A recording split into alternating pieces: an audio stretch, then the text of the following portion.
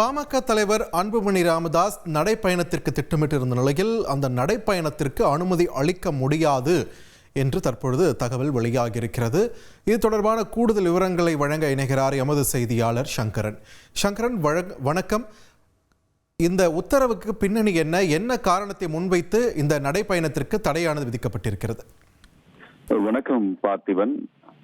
பாமக தலைவர் திரு அன்புமணி ராமதாஸ் தமிழக மக்கள் உரிமை மீட்பு பயணம் என்ற தலைப்பில் தமிழகத்தின் சார்ந்த 10 உரிமைகளை மீட்க வேண்டும் என்று வலியுறுத்தி 100 நாள் நடைபயணம் மேற்கொள்ளப் போவதாக ஏற்கனவே அறிவிப்பு வெளியிட்டிருந்தார்.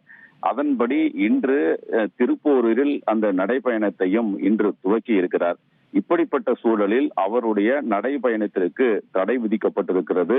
இந்த தகவல் தற்போது வெளியாகி இருக்கிறது.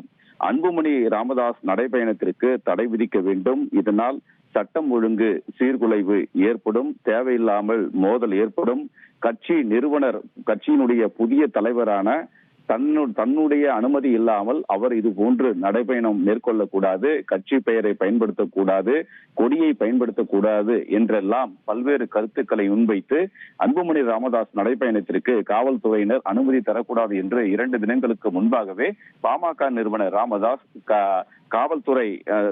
காவல்துறைக்கு கடிதம் அனுப்பியிருந்தார். இந்த நிலையில் இன்று திருப்போரூரில் இன்று மாலை அன்புமணி ராமதாஸ் பிரச்சாரத்தையும் முதல் நாள் நடைபயணத்தையும் துவங்கிவிட்டார்.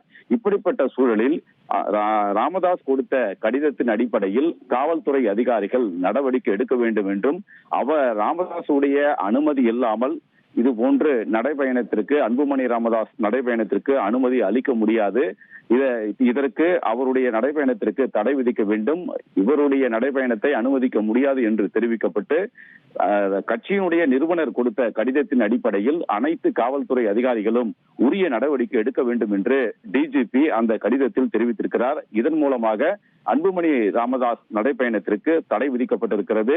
நாளை 2வது நாளாக செங்கல்பட்டு, உத்திரமேரூர் உள்ளிட்ட பல்வேறு பகுதிகளில் 2ஆம் நாள் நடைபயணத்தை துவங்குவதற்கு அன்புமணி ராமதாஸ் திட்டமிட்டு இருக்கக்கூடிய ஒரு சூழலில் காவல்துறை தலைமை இயக்குநருடைய இந்த அறிவிப்பானது கட்சியினர் மத்தியில் மிகுந்த பரபரப்பை ஏற்படுத்தியிருக்கிறது.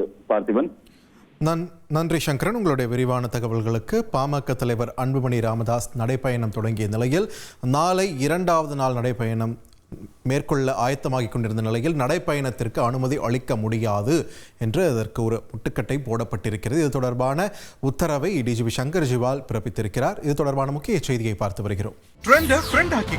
தந்தி டிவியின் சப்ஸ்கிரைபர்ஸ் அண்ட் ஃபாலோவர்ஸ் குடும்பத்தில் நீங்களும் இணையுங்க.